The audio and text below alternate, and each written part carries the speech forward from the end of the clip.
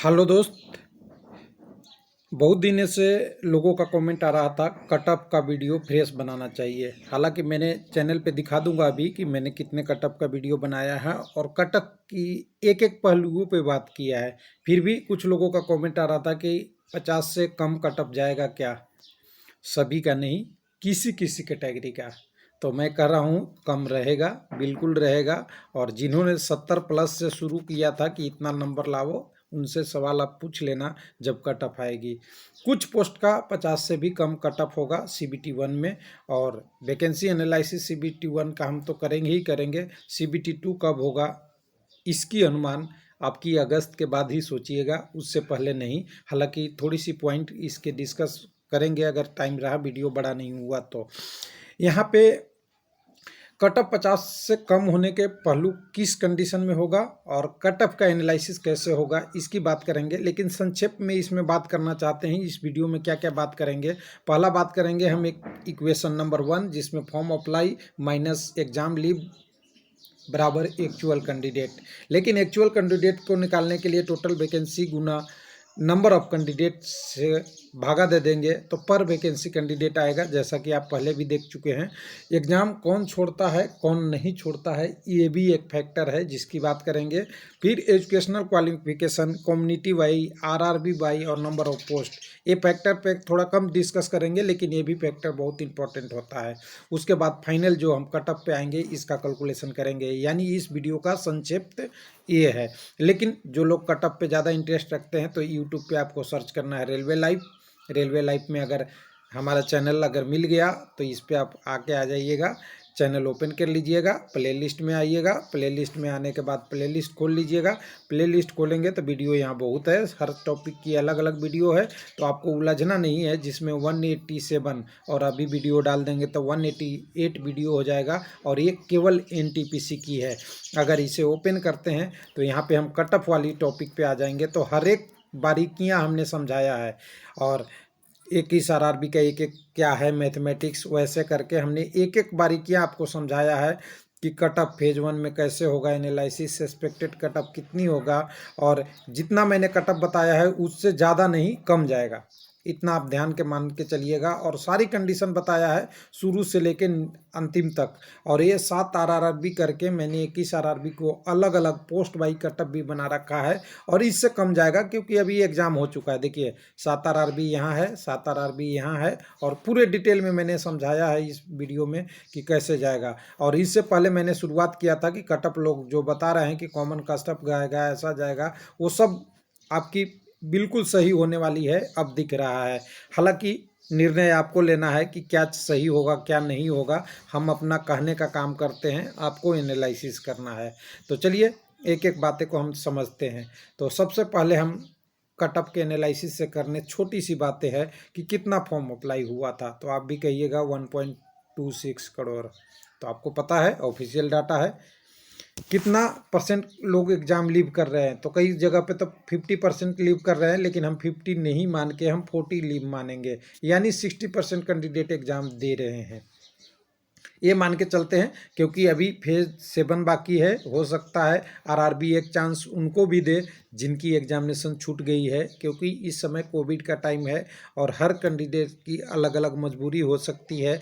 Genuine reason या valid reason, उन्होंने representation भी दिया होगा या जो भी हो सकता है। तो मानते हैं कि कुछ ना कुछ कैंडिडेट को इसमें इंक्लूड होगा। तो ये 60% तक आ सकती है कैंडिडेटों का रेशियो। हालांकि ये ऑफिशियल बहुत ज़्यादा नहीं हुआ है, कुछ RRB का आया है लेकिन सभी जगह का नहीं आया है। फिर भी हम मानते हैं 60-65% होता है, क्योंकि नॉर्मल में ही हमने देखा था, नॉर्मल कंडीशन में 70% कैंडिडेट अप्लाई करते हैं तो 10% कैंडिडेट कोरोना के टाइम में ऐसे ही कम हो जाएंगे।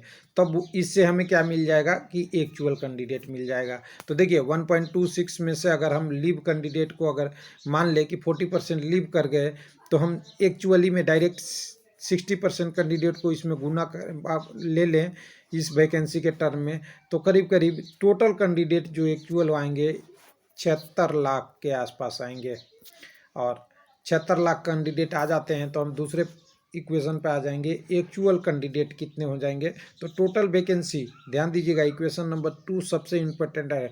टोटल वैकेंसी को अगर देखेंगे तो आपके 35,000 250 प्लस है। 208 तो ऐसे था, लेकिन कोलकाता मेट्रो की वैकेंसी कुछ 70 या 63 बढ़ी थी, तो हम लगभग 250 मांग लेते हैं। थोड़ी पहले कुछ कम भी हुई थी, आपका जो शुरुआत में हुआ था बनारसी वगैरह वाला का तो छोड़ दीजिए, 35,250 मानते हैं।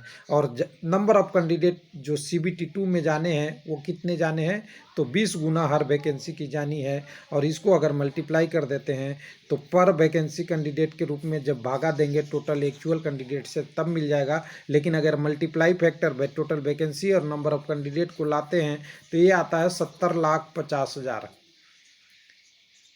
7,05,000, सॉरी, 7,05,000 के कैंडिडेट को CBT 2 में जाना है। और तो एक्चुअल कैंडिडेट कितने थे, तो 76 लाख लगभग थे। तो 76 लाख को हम भाग कर देंगे कितने से, तो 7,50,000 से, 5,000 से, सॉरी, तो ये लगभग 10.78 के आसपास आ रहा है। यानी एक वैकेंसी पे 11 लोग CBT 2 में जाएंगे, यानी पर वैकेंसी कैंडिडेट लगभग 11 है। अब इसका मतलब ये नहीं कि UR में उतना ही होंगे, ST में उतना ही होंगे, OBC में उतना ही होंगे, हर RRB में इतना ही होंगे, कहीं ज़्यादा कहीं कम होंगे। वो हर बोर्ड की अलग अलग कंडीशन होगी। लेकिन लगभग अगर 11 कैंडिडेट हैं तो कहिए बहुत बड़ा फैसला नहीं है। जबकि हम लोग कटअप जो लोगों ने लिया था शुरुआत में वो SSC से तुलना किया था, जहां पर वैकेंसी 500 लोग होते हैं, 600 लोग होते हैं, 1000 लोग होते हैं। अब आपको दिमाग खुल रहा है, कुछ दिख रहा है, कटअप कहाँ जाएगी, 50 से नीचे किसी पोस्ट की जाएगी या नहीं जाएगी। तो ध्यान दीजिए, अभी रेलवे लाइव चैनल हमेशा कोशिश किया है कि स्टूडेंट के साथ सही चीज़ बताया जाए। हालांकि अनुमान गलत भी होता है, लेकिन एस्पेक्ट गलत नहीं होना चाहिए, एनालिसिस गलत नहीं होना चाहिए। तो चलिए अगले टॉपिक पे चलेंगे। तो एग्ज़ाम छोड़ता कौन है और कौन नहीं छोड़ता है। तो छोड़ने वाले में 3 लोग मेन होते हैं, ध्यान दीजिएगा। अगर एग्ज़ाम कोई छोड़ता है तो उनकी फर्स्ट कंडीशन होती है मजबूरी। हो सकता है किसी कारण से वो मजबूर है, जिसके कारण से वो एग्ज़ाम नहीं दे सकते हैं। हेल्थ इशू हो सकता है, कोई और कंडीशन हो सकता है, बहुत सारी हो सकती है, जाने में ट्रेन लेट हो गई वगैरह वगैरह, बहुत सारे कारण हो सकता है।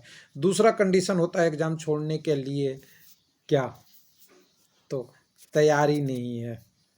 अरे भाई जाएंगे भी तो क्या करेंगे, कुछ नहीं करेंगे तो क्यों जाएं, ध्यान से सुनिएगा। और तीसरी कंडीशन होती है कहीं पहले से ही जॉब लग गया है, सेकेंडरी कंडीशन में हमने इसको भर रखा है। समझ सकते हैं, मेरा सिलेक्शन हो रखा है लेकिन मुझे थोड़ी सी और अच्छी पोस्ट चाहिए, घर के नज़दीक चाहिए, तो हम इस एग्ज़ाम को जाते हैं। लेकिन कोविड-19 के समय में अगर कह सकते हैं कि अगर किसी को 1200, किसी को 800, किसी को 500 किलोमीटर दूर मिल गया और गाड़ियाँ एक ही है, रेलगाड़ी भी कम चल रही है, तो अरे यार एक जॉब चल ही रही है, दूसरी जॉब करने की क्या ज़रूरत है, एडजस्ट कर लेंगे। तो 3 कंडीशन आप मान सकते हैं कि 3 कंडीशन में कितने लोग अच्छे वाले छट जाएंगे।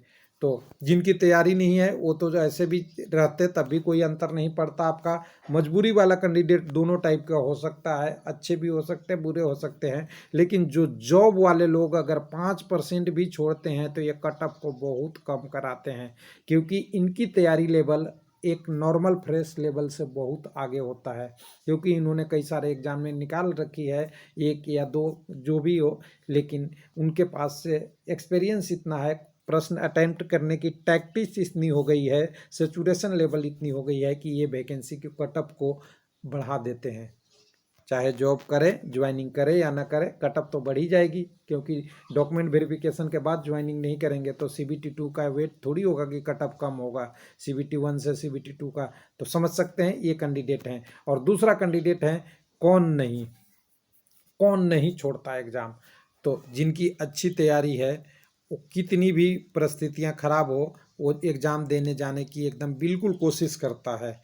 कुछ परसेंटेज छोड़ के जिनकी किसी कारण से छूट गई एग्ज़ाम। और दूसरा, जिनकी जॉब की बहुत ज़रूरत होती है, एकदम बिल्कुल हमें भाई कि 2 साल बाद वैकेंसी आती है, 4 साल भी लग जाती है, 5 साल भी लग जाती है, इस बार पास कर देना है, ये कैंडिडेट एग्ज़ाम को नहीं छोड़ते हैं जनरली। बाकी अपवाद सब में होता है। तो इन कंडीशनों में देखेंगे तो इस हिसाब से देखेंगे, जिनकी अच्छी तैयारी है वो तो जाएंगे ही जाएंगे, जिनकी जॉब की ज़रूरत है वो जाएंगे ही जाएंगे। हालांकि इनकी तैयारी कैसी है वो नहीं पता हमें, फिर भी इनसे क्या होता है, इक्वेशन में अच्छा खासा बैलेंस बना हुआ रहता है कि कौन छोड़। अब एक चीज़ यहाँ से मिलेगी कि आपको एग्ज़ाम बैलेंस इस बार रहा है, बहुत लोगों ने छोड़ा भी है और बहुत लोगों ने अटेम्प्ट भी किया है, यानी पहले से 10% कम अटेम्प्ट हुआ है, तो ये 10% का असर तो रहेगा ही। अब फाइनल हम जब आते हैं कि क्या एजुकेशनल क्वालिफिकेशन क्या है, तो एजुकेशनल क्वालिफिकेशन कम्युनिटी, आरआरबी और नंबर पोस्ट। कई आरआरबी में कटअप ज़्यादा जाते हैं, कई में कम जाते हैं, किसी पोस्ट की कटअप बहुत ज़्यादा हो जाती है, किसी की कम बहुत कम हो जाती है। किसी कम्युनिटी का फिक्स है कि जनरल और ओबीसी का कटअप इस बार ज़्यादा जाएगा और यूआर के लिए भी ज़्यादा जाएगा, लेकिन ईडब्ल्यूएस, एससी, एसटी इनका थोड़ा रेस्पेक्टिव में कम होगा। उसके बाद अगला जो टॉपिक है एजुकेशनल क्वालिफिकेशन, जिसमें 10+2 का कटअप ज़्यादा हमेशा रहेगा और ग्रेजुएशन का कटअप कम रहेगा। इसको अगर देख के हम एक लाइन में आ जाएं तो एक लाइन हमारे पास यहाँ बनती है, दो कंडीशन, पहला कटअप 10+2 के बेस पे और दूसरा ग्रेजुएशन के कटअप पे। तो दो हमारे पास फैक्टर यहाँ पे आ गए हैं। अब दोनों के भी दो फैक्टर होंगे, 10+2 के भी और ग्रेजुएशन के भी। तो इसको आप समझिएगा कैसे समझा सकते हैं, तो हम कोशिश कर रहे हैं कि आपको समझा दिया जाए। अब यहाँ पे देखिए, पहले की वीडियो देख लिए होंगे तो सारी चीज़ें आपको पता हो गई। इस वीडियो में भी हमने एग्जाम के बाद की कंडीशन बात कर लिया। अब यहाँ देखिए, सबसे पहला कंडीशन हम आते हैं 10+2 का। तो 10+2 की पोस्ट कम है और कैंडिडेट ज़्यादा है। ये पोस्ट कम है ये तो हमने ऑफिशियल देख लिया, लेकिन कैंडिडेट ज़्यादा है ये इसलिए कि 10+2 करने वाले की संख्या बहुत ज़्यादा होती है। ध्यान दीजिएगा, जैसा कि हमने एग्जाम्पल में आपको बता दें कि एलपी टेक्नीशियन की वैकेंसी देखिएगा, तो जिसमें पीसीएम जो क्वालिफिकेशन था, इसमें 10+2 के लिए एजुकेशनल क्वालिफिकेशन मांगा था। सेम वैकेंसी में इनकी कटअप अगर 70 जा रही थी तो आईटीआई के लिए 30, 35, 40 जा रही थी। नंबर ऑफ पोस्ट आईटीआई का ज़्यादा था, पीसीएम का कम था, और पीसीएम में कैंडिडेट भी ज़्यादा थे। उसकी ऑफिशियल डाटा भी आई थी, इसके अनुसार से भी हम कह सकते हैं। इसी तरह अगर यहाँ भी हम अगर उसी कंडीशन को अप्लाई करते हैं तो यहाँ भी दो कंडीशन बनेगा, यूआर और एसटी।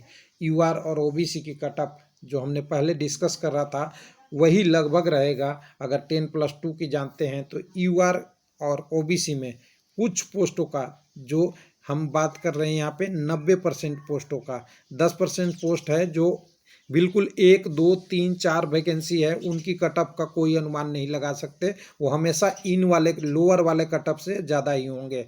तो हम लोअर वाले कटअप की बात कर रहे हैं, हायर की नहीं बात कर रहे हैं। ध्यान दीजिएगा, हायर कटअप हमेशा ज़्यादा जाएगा जिनकी पोस्ट 1, 2, 3, 4 यानी 10 से बिलो है, या हो सकता है कई कई में तो 1 ही 2 हैं, तो उस पोस्टों की कटअप तो ऐसे ही ऊपर जाएगा और उसमें से भी कम्युनिटी में बदल जाएगा। तो किसी में 1, किसी में नहीं भी रहता है, तो उन पोस्ट के छोड़ दीजिए। यहाँ पे अगर यूआर ओबीसी की बात करते हैं तो आपका नॉर्मलाइजेशन के बाद 60-65 है, बिल्कुल सेफ स्कोर है आपका 10+2 में यूआर और ओबीसी के लिए। और अगर आप कहते हैं कि एससी, एसटी और ईडब्ल्यूएस को जो मैं एक ही लगभग रेंज में रखता हूं, तो यहाँ पे आपका 55 से 60 नंबर आपके 10+2 वाले पोस्ट के लिए, आपके लिए ये दोनों कटअप हो जाएंगे। हो सकता है किसी आरआरबी में अपवाद हो, बहुत ज़्यादा भी हो, किसी में कम हो, लेकिन जनरल स्कोर यही रहेगा, देखिएगा जब रिजल्ट आएगा। अब उसके बाद ग्रेजुएशन वाले की बात कर लेते हैं, तो इसको हम 10+2 की यही रहने देते हैं, क्योंकि हर आरआरबी का आपका डिटेल देखना है तो 7 आरआरबी का मैंने कटअप डिटेल में बना रखा है, वो चैनल पे जाके प्लेलिस्ट में देख सकते हैं। अब यहाँ पे हम ग्रेजुएशन की बात करते हैं, तो ग्रेजुएशन में देखिए ओबीसी यूआर का 10+2 से कम होगा, और कम होगा तो हम पहले 60-65 की बात कर रहे थे, तो यहाँ पे हम बात कर सकते हैं अभी भी 65 से 60। किसके लिए? तो लोअर साइड वाले कटअप के लिए बात कर रहा हूँ। हायर साइड का एक आध पोस्ट जो मैंने 10% ले रखा है उसको छोड़ दीजिएगा। और एससी एसटी की बात करेंगे तो यहाँ पे 45 से 55, और यही बात मैं कर रहा हूँ कि 50 से भी कटअप कम होगा। जिनके पास कलम है लिख लीजिएगा, पहले भी मैंने कई बार लिखवाया है लोगों को, कलम पेंसिल यूज करके, इसको यूज करके कहीं लिख लीजिए कि रेलवे लाइफ ने बोला है कि सभी पोस्टों का तो नहीं, कुछ पोस्टों का कट ऑफ 50 से कम होगा एनटीपीसी में, जो कि एग्ज़ाम से पहले लोगों ने 70 तक आपको बताया था, उससे 20 से 25 नंबर कम है। और तीसरी चीज़ें मैं यहाँ पे बता दूँ कि जो कट ऑफ इतनी कम होगी तो इसका कारण भी है। इसका कारण है एग्ज़ाम का पैटर्न। एग्ज़ाम का पैटर्न क्या है कि नंबर ऑफ कैंडिडेट का क्वेश्चन, ध्यान दीजिएगा, टोटल 90 दिन एग्ज़ाम लगभग होने वाले हैं और अभी भी 7th फेज का बाकी है थोड़ा एग्ज़ाम। तो 90 दिन में एक दिन में 2 शिफ्ट 180 क्वेश्चन पेपर सेट हुए हैं। अगर 2-4% क्वेश्चन रिपीट भी हुए, बहुत ज़्यादा तो नहीं होगा लेकिन 2-4% रिपीट हुआ, कुछ लोग कहते हैं 10% रिपीट होता है, लेकिन 10% क्वेश्चन नहीं रिपीट होता है। ध्यान दीजिएगा, कंसेप्ट रिपीट होता है। सेम टॉपिक के क्वेश्चन ऑप्शन बदल के दिया जाता है तो लोग कहते हैं कि क्वेश्चन ही रिपीट हो गया। ऐसा नहीं है, उसके ऑप्शन बदल जाते हैं, कुछ क्वेश्चन के टाइप बदल जाते हैं, यानी कंसेप्ट रिपीट होता है, क्योंकि टॉपिक तो वही है जो एग्ज़ाम से आने हैं क्वेश्चन।